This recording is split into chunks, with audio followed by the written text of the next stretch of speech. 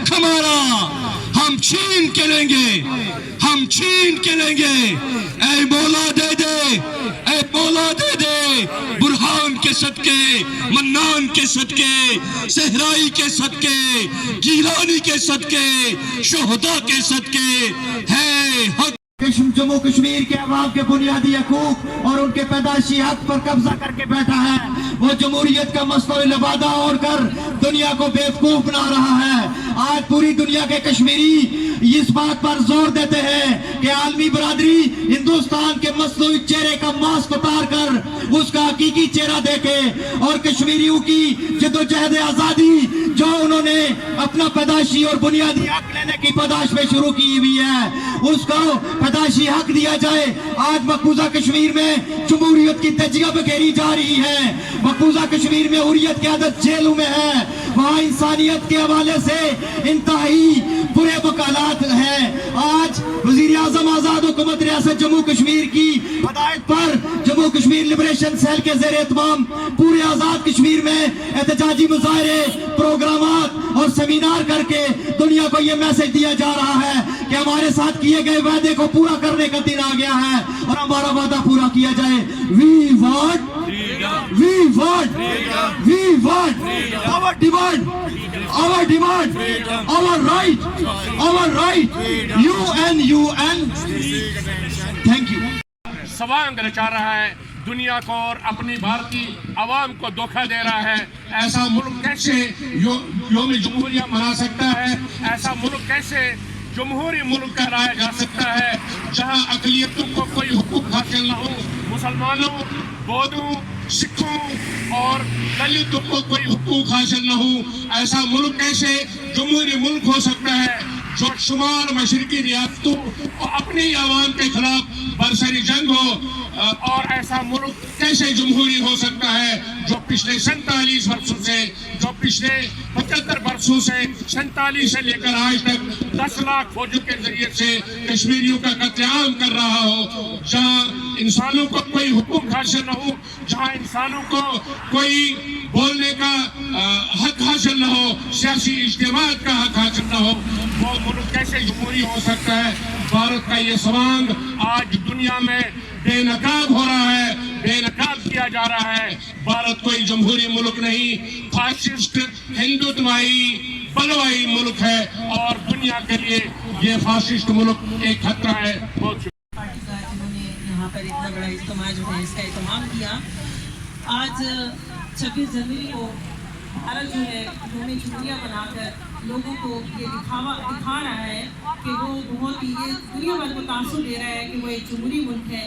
دراصل وہ جمہوری ملک نہیں بلکہ دہشت گرد ہے، جس نے جموں کشمیر کے مسلمانوں کو آزادی کے پاداش میں گاجر مولی کی طرح کاٹنا شروع کر دیا ہے، اور آج 78 سال سے زائد عرصہ گزر جانے کے باوجود جو ہے اس وقت ہمارے بہن بھائی بہت اس میں کرسی کی حالت میں زندگی گزار رہے ہیں۔ عورتوں کی اس میں دری کی جا رہی ہے کہ وہ اپنا یوم جمہوریہ ہو یا یوم آزادی ہو یا کوئی اور خوشی کا دن ہے وہ منائے، لیکن ہم بھارت کا اس یوم جمہوریت کو کیوں یوم سیاہ کے طور پہ مناتے ہیں؟ اس کی بنیادی وجہ یہ ہے کہ بھارت کا ناجائز قبضہ مقبوضہ کشمیر میں ہے، اور وہ طاقت کے بل بوتے پہ کشمیریوں کے حق خود ارادت کو ختم کرنا چاہتے ہیں۔ تو صرف ہم یہ پیغام دینا چاہتے ہیں، بھارت نے ریاستی دہشت گردی بھی کی، بھارت نے اکنامیکل دہشت گردی بھی کی، بھارت نے عدلیہ کی دہشت گردی بھی کی، بھارت نے بلیک لاز میں اضافہ بھی کیا، لیکن کشمیریوں کے جذبے کو اور کشمیری کو نعرے کو وہ ختم نہیں کر سکے، اور وہ دن دور نہیں جب انشاءاللہ کشمیر آزاد ہوگا۔ اس لیے بھارت کو کوئی بھی حق نہیں بنتا کہ وہ یوم جمہوریہ بنائے، ایک طرف سے وہ قتل عام کر رہا ہے۔ وما علینا الا البلاغ المبین۔ جناب ترابی صاحب آزاد کشمیر سے آئے ہوئے میرے بھائی اور خاص طور میری بہنیں، میری بیٹیاں، میں آج یہاں پہ جو کھڑا ہوں، میں ترابی صاحب سے کہہ رہا تھا پہلے کہ سامنے میرا وکیل ہے پاکستان، درمیان میں کھڑا ہوں، ہم کھڑے ہیں اور ہمارے پیچھے ہمارا قاتل ہے۔